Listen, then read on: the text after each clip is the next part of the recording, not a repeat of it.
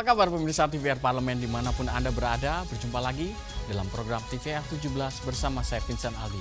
Tepat pukul 17 waktu Indonesia Barat kami hadirkan kepada Anda sejumlah informasi paling baru dan menarik seputar kinerja dan kegiatan DPR RI yang telah disajikan oleh redaksi TVR Parlemen. Dan pemirsa TVR Parlemen, inilah TVR 17 selengkapnya.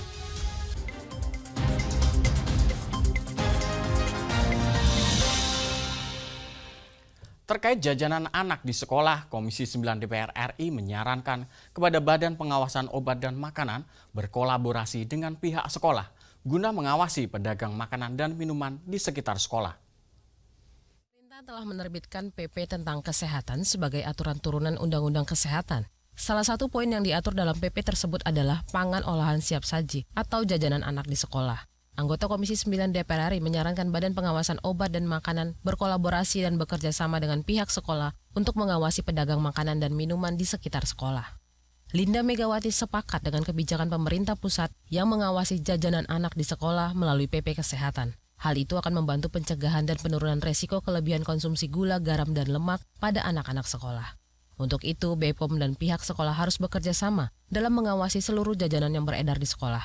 BPOM dan pihak sekolah sebaiknya juga aktif memberikan sosialisasi dan edukasi kepada para pedagang makanan dan minuman di sekitar sekolah terkait batas wajar gula, garam, lemak yang boleh dikonsumsi anak.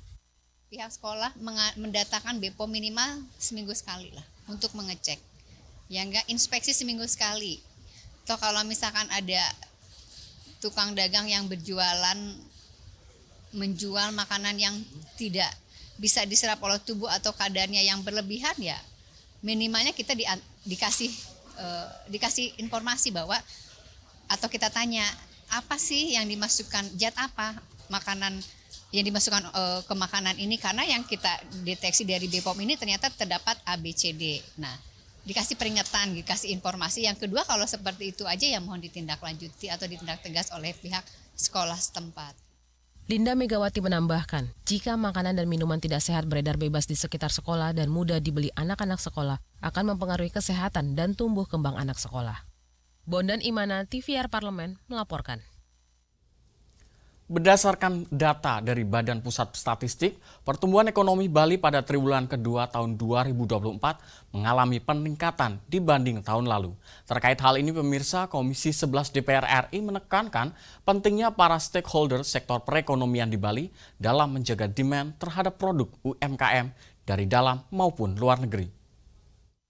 Badan Pusat Statistik mencatat pertumbuhan ekonomi Bali pada triwulan 2 2024 mengalami peningkatan 5,36% dibanding triwulan 2 2023. Anggota Komisi 11 DPR RI menekankan pentingnya para stakeholder sektor perekonomian di Bali menjaga demand atau permintaan terhadap produk UMKM dari dalam maupun luar negeri.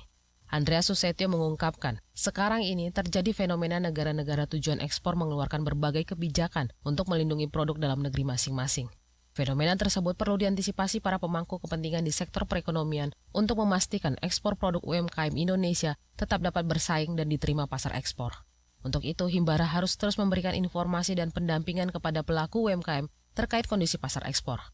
Pemerintah dan pihak terkait lainnya juga harus mampu melindungi dan menjamin produk-produk UMKM di Bali dari usaha terselubung milik warga negara asing. Batasan-batasan yang sifatnya non-tarif barrier itu semakin meningkat. Baik itu masalah kemasan, baik itu mengenai isi komponen dari produknya. Nah, inilah di satu sisi kita ingin meningkatkan UMKM kita agar juga melalui go digital bisa melakukan ekspor. Ya, seperti juga program dari BNI mengenai ekspor itu. Tapi inilah yang perlu dicermatin agar jangan sampai UMKM tersebut nanti ketika dikirim produknya ditolak di sana. Menurut Andreas Susetio, pelaku usaha besar maupun UMKM di dalam negeri termasuk Bali sedang menghadapi tantangan menurunnya daya beli masyarakat di tengah meningkatnya gelombang PHK. Kondisi tersebut tentunya juga harus dicermati pemerintah. Dari Bali, Helmi Darmawan, TVR Parlemen, melaporkan. Badan Akuntabilitas Keuangan Negara DPR RI dan Badan Pemeriksa Keuangan Republik Indonesia menerima laporan hasil penelaahan sejawat atau peer review atas sistem pengendalian mutu BPK tahun 2024 dari BPK Jerman, BPK Austria, dan BPK Swiss. Badan Akuntabilitas Keuangan Negara DPR RI dan Badan Pemeriksa Keuangan RI melakukan penelaahan sejawat atau peer review atas sistem pengendalian mutu BPK tahun 2024 bersama BPK Jerman, BPK Austria, dan BPK Swiss. Penelaahan sejawat yang dilakukan bersama anggota organisasi Supreme Audit Institution ini berdasarkan amanat Undang-Undang BPK. Berdasarkan hasil rekomendasi, BPK RI perlu diberikan ruang pengembangan untuk memperkuat instansi BPK sebagai lembaga pemeriksa keuangan negara. Menanggapi hal ini, Wakil Ketua BAKN DPR RI Anies Biarwati menyampaikan 3 komponen penilaian dalam penelaahan sejawat tahun ini. BAKN DPR RI akan mendorong dari sisi anggaran untuk mengawal proses pengelolaan audit BPK yang lebih baik, terutama pada aspek etika, SDM, dan teknologi informasi. Tolak ukur kita melihat bagaimana kondisi keuangan negara kita itu auditnya itu seperti apa. Itu kan BPK yang punya otoritas itu. Karena itu harus didukung soal anggarannya. Perbaikan-perbaikan tentu penting dan ini saya kira harus segera ditindaklanjuti oleh BPK RI. Sementara Presiden Mahkamah Audit Jerman yang menjadi ketua pada penelaahan sejawat BPK RI tahun 2024, Kay Schela berharap rekomendasi peer review ini bisa lebih meningkatkan kinerja BPK RI dan mendukung sistem demokrasi di Indonesia. Weil die Empfehlungen zum Personalmanagement, zur IT-Infrastruktur und der Technik, der Informationstechnologie, alle unsere Empfehlungen haben sich bei uns bewährt, sodass ich weiß, dass der BPK das sehr gut machen wird und es sehr nützlich sein wird für die weitere Arbeit des BPK. Adila dan Temi, TVR Parlemen melaporkan. DPR RI sambut pembentukan Satgas Penanganan Judi Online yang baru-baru ini telah diterbitkan, yang dinilai harus fokus pada akar permasalahan yang terjadi. Kami hadirkan informasi selengkapnya pemirsa sesaat lagi, tetaplah di TVR 17.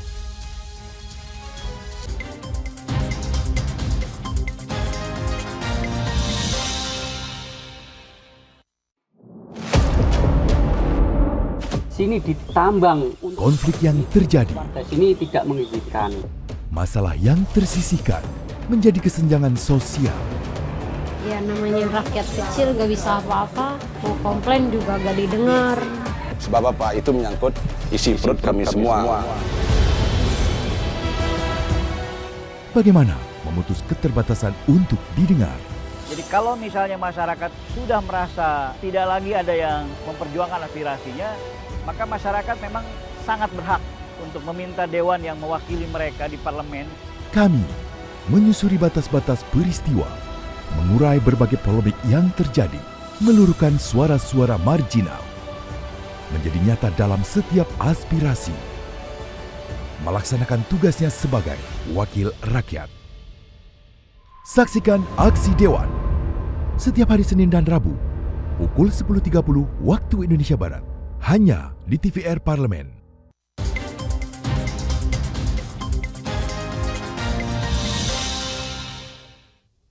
Kembali di TVR 17 pemirsa, judi online memiliki dampak yang sangat berbahaya terhadap kehidupan masyarakat, seperti terjadinya pembunuhan, perceraian, pencurian, hingga kemiskinan. DPR RI juga sangat mengapresiasi dari Satgas Judi Online untuk melindungi masyarakat dari dampak negatif judi online, serta menjaga stabilitas sosial dan ekonomi negara. Simak liputan mendalam yang telah dirangkum oleh tim redaksi TVR Parlemen dalam segmen editorial Parlemen berikut ini.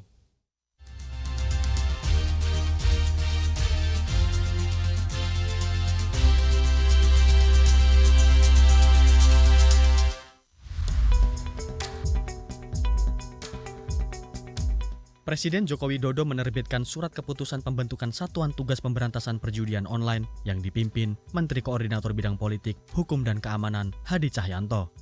Pembentukan Satgas tersebut tertuang dalam Keputusan Presiden Nomor 21 Tahun 2024 tentang Satuan Tugas Pemberantasan Perjudian Daring yang terbit di Jakarta 14 Juni 2024. Menanggapi itu, DPR RI menyambut baik pembentukan Satgas Penanganan Judi Online yang baru-baru ini diterbitkan.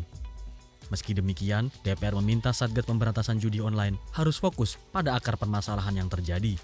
Dalam hal ini, Satgas harus menggunakan strategi memerangi demand and supply atau mencegah dan menindak seluruh akses dari sisi masuk dan keluarnya. Kelemahan yang ada selama ini, Satgas itu masih merangkap jabatan lama, Sedangkan jabatan di Satgas itu sebagai sambilan dan sambil menunggu redanya isu-isu yang berkaitan dengan itu. Begitu reda, seiring redanya isu, jadilah Satgas ini semakin lemah, loyo, lalu menghilang. Itu tidak boleh terulang karena korban judi online ini luar biasa banyak. Dan kalau Satgas ini serius, pastilah mereka sudah mengantongi siapa bandar-bandar dari judi online ini. Judi online memiliki dampak yang sangat berbahaya terhadap kehidupan masyarakat, seperti terjadinya pembunuhan, perceraian, pencurian, hingga kemiskinan. Oleh karena itu, DPR sangat mengapresiasi dan mendukung terbentuknya Satgas Judi Online untuk melindungi masyarakat dari dampak negatif judi online, serta menjaga stabilitas sosial dan ekonomi negara. Jadi mudah-mudahan dan Satgas ini terbentuk dapat mengurangi dampak negatif yang timbul akibat itu. Di mana puncak dari dampak negatif ini seperti seorang polwan membakar suaminya, seperti seorang anggota TNI bagian keuangan memakan uang kesatuannya. Semua itu digunakan untuk judi online. Belum lagi keluarga yang berantakan karena akibat judi online. Jadi saya rasa ini sangat penting sekali.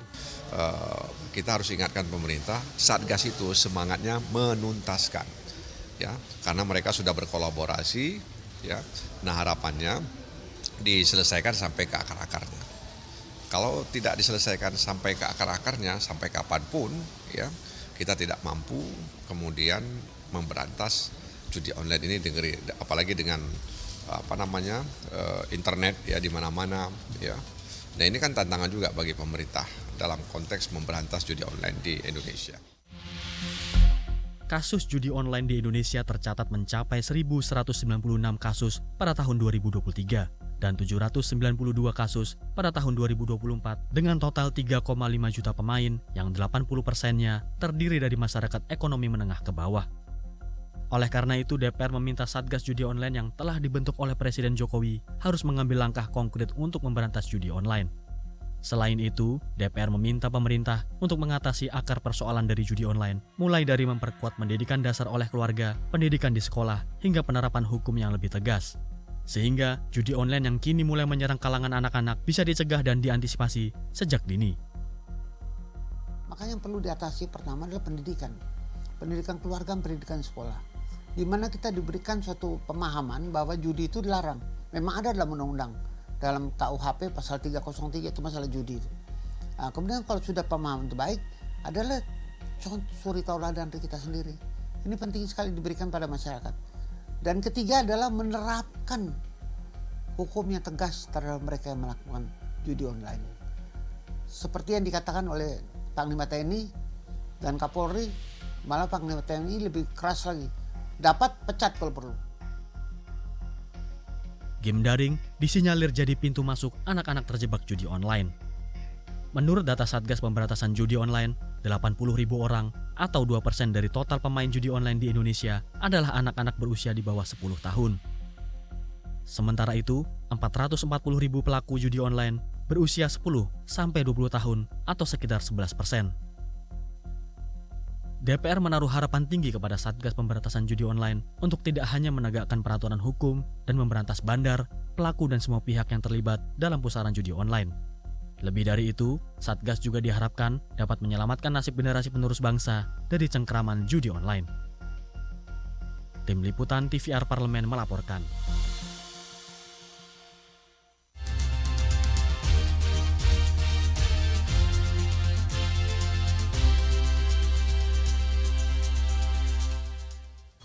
Berdasarkan data-data Kementerian Keuangan, nilai utang jatuh tempo pemerintah pada tahun 2025 mengalami peningkatan yang signifikan, yaitu mencapai 800,33 triliun rupiah. Informasi selengkapnya jangan kemana-mana, tetaplah di TVR 17.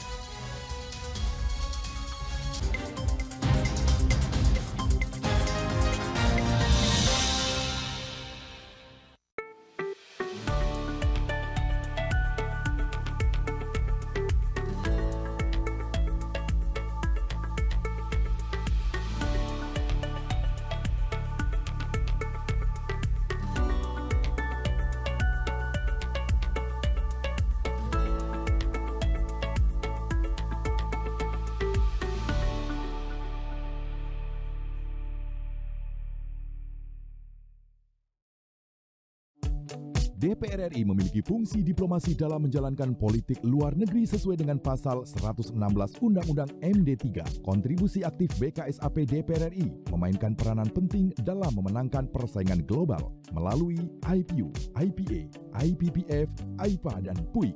BKSAP memiliki komitmen yang tinggi dalam krisis kemanusiaan dunia. Fungsi diplomasi dijalankan untuk mendukung upaya pemerintah dalam melaksanakan politik luar negeri.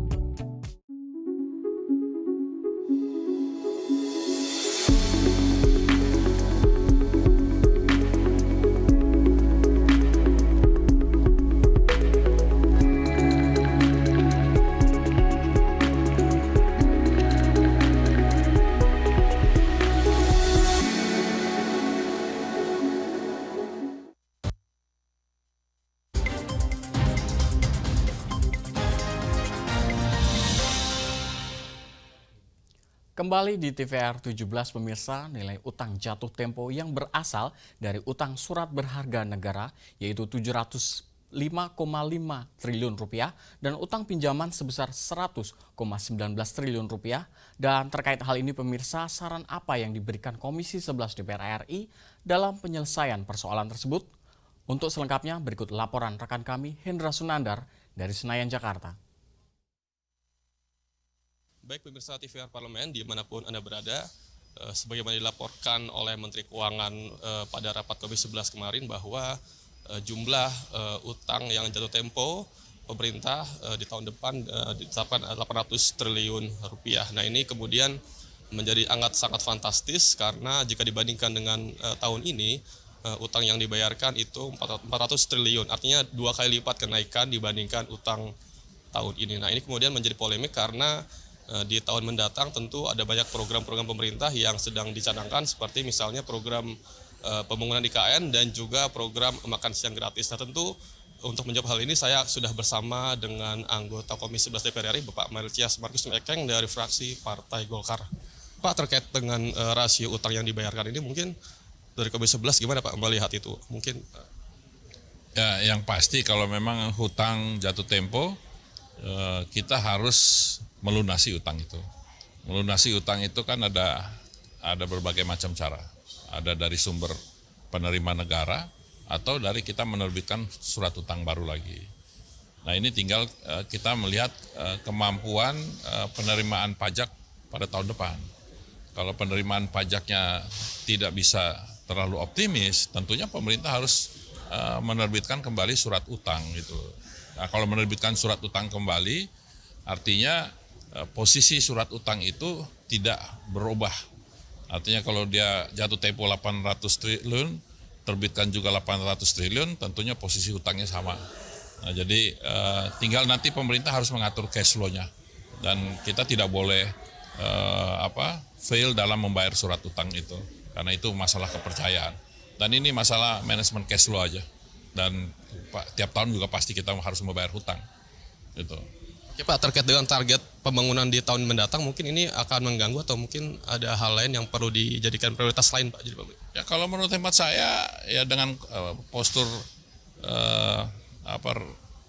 anggaran yang disampaikan memang ada pengeluaran untuk pembangunan IKN yang cukup besar kalau tidak salah 29 triliun.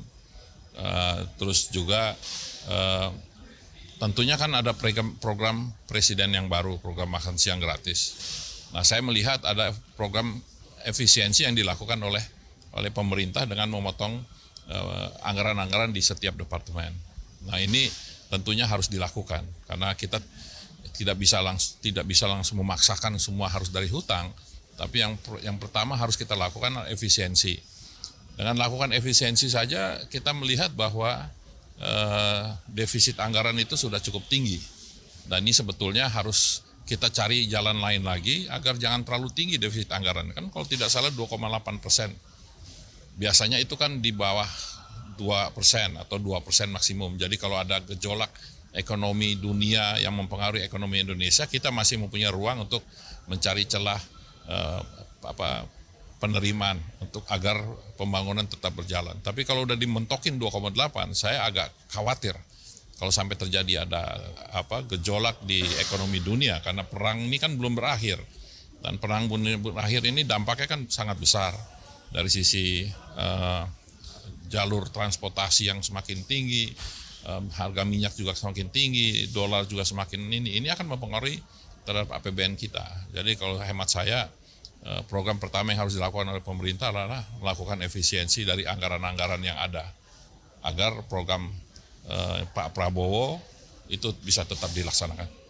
Ya, Pak, terakhir Pak, terkait dengan penerimaan pajak, kan ini kan satu aspek yang cukup besar dalam APBN kita. Mungkin ke depan dari sisi penerimaan pajak, apa sih dari Komisi 11 terutama terkait?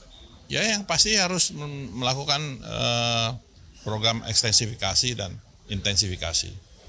Nah, kita kan WP kita kan harus diperluas. Tentunya juga tidak boleh pajak ini akan membebani kehidupan masyarakat. Nah, terus juga kayak pengenaan pajak-pajak yang berlebihan juga itu akan berpengaruh terhadap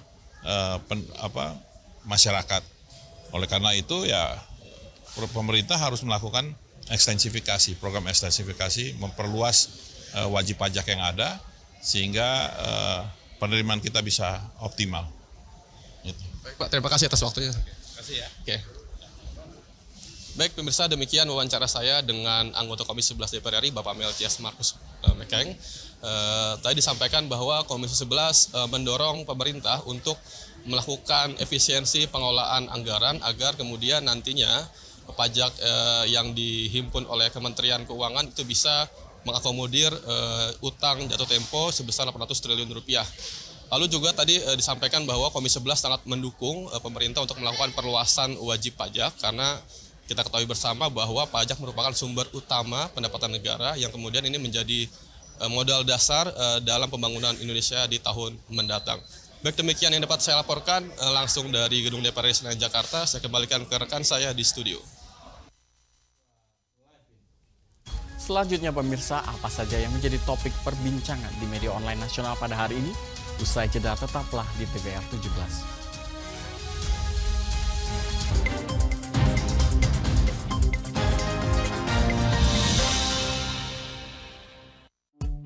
DPR RI memiliki fungsi diplomasi dalam menjalankan politik luar negeri sesuai dengan pasal 116 Undang-Undang MD3. Kontribusi aktif BKSAP DPR RI memainkan peranan penting dalam memenangkan persaingan global melalui IPU, IPA, IPPF, IPA, dan PUIK. BKSAP memiliki komitmen yang tinggi dalam krisis kemanusiaan dunia. Fungsi diplomasi dijalankan untuk mendukung upaya pemerintah dalam melaksanakan politik luar negeri.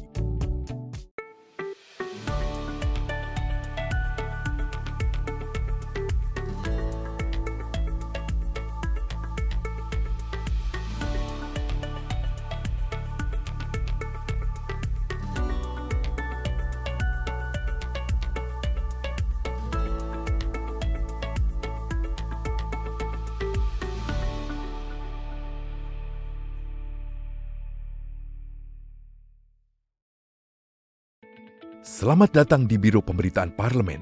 Anda memasuki kawasan zona integritas menuju wilayah bebas dari korupsi atau WBK dan wilayah birokrasi bersih dan melayani atau WBBM. Biro Pemberitaan Parlemen berkomitmen penuh untuk mewujudkan wilayah bebas korupsi dan wilayah birokrasi bersih dan melayani.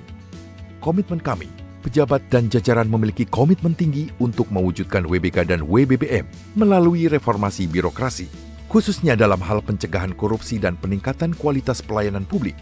Kedua, bebas dari korupsi dengan terwujudnya wilayah bebas korupsi atau WBK, yang artinya bebas dari KKN, gratifikasi dan dari segala bentuk pungutan liar atau pungli. Terakhir, pelayanan prima dengan terwujudnya wilayah birokrasi bersih melayani, yaitu dengan meningkatnya kualitas pelayanan publik dan tercapainya kepuasan masyarakat terhadap pelayanan.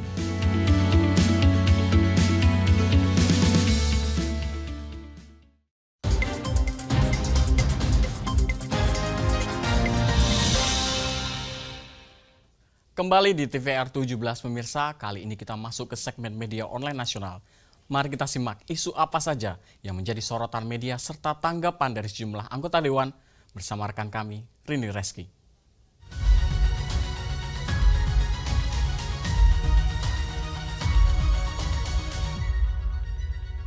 Baik, selamat sore pemirsa dan terima kasih Vincent Aldi. Pemirsa, berita pertama tentunya yang menjadi headline di media online pada hari ini terkait dengan Puan Maharani yang mengingatkan pemerintah serius atasi masalah judi online pada anak. Kita lihat pemirsa di sini. Dan di sini, peningkatan fenomena judi online di kalangan anak dan juga remaja tentunya menciptakan kekhawatiran adanya penurunan potensi kualitas generasi muda bangsa.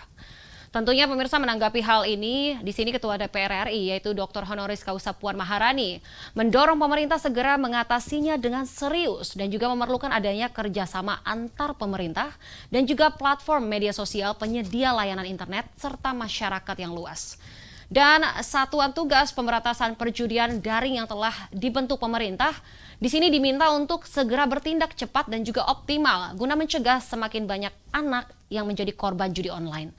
Dan juga pemirsa, pemberian efek jera terhadap bandar judi online baik secara hukum dan juga moral dan juga dinilai penting untuk dilakukan. Di sini pemerintah juga diminta segera menyusun kebijakan yang lebih ketat guna mengontrol akses ke situs judi online termasuk memperbaharui regulasi yang ada agar lebih efektif dalam memblokir konten perjudian. Itu dia pemirsa. Kita beralih ke berita selanjutnya yang juga menjadi headline di media online mengenai Sufmi Dasko yang resmi melantik Wihadi Wiyanto jadi Ketua Balek menggantikan Supratman. Kita lihat kembali di sini. Dan di sini pemirsa, Wakil Ketua DPR RI yaitu Sufmi Dasko Ahmad resmi melantik Ketua Badan Legislasi DPR RI yaitu Wihadi Wiyanto yang menggantikan Suratman Andi Adgas. Di sini pelantikan ini dilaksanakan di tengah-tengah rapat pleno pembahasan rancangan undang-undang yang akan di-carry over untuk periode DPR RI selanjutnya. Tentunya usai dilantik, di sini Wihadi menjelaskan bahwa dalam rapat pleno diusulkan agar pembahasan rancangan undang-undang yang masuk prolegnas harus dituntaskan di akhir periode ini. Tentunya dengan demikian, walaupun ada rancangan undang-undang yang carry over, diharapkan sesuai dengan kesepakatan bersama. Dan pemirsa, itu tadi headline di media online pada hari ini yang saya sampaikan terkait dengan Puan Maharani mengingatkan pemerintah serius atasi masalah judi online, serta Sufmi Dasko yang resmi melantik Wihadi Wiyanto jadi Ketua Balek, menggantikan Supratman. Sekian dari saya Rini Reski, kembali ke rekan Aldi. Terima kasih, selamat sore, sampai jumpa.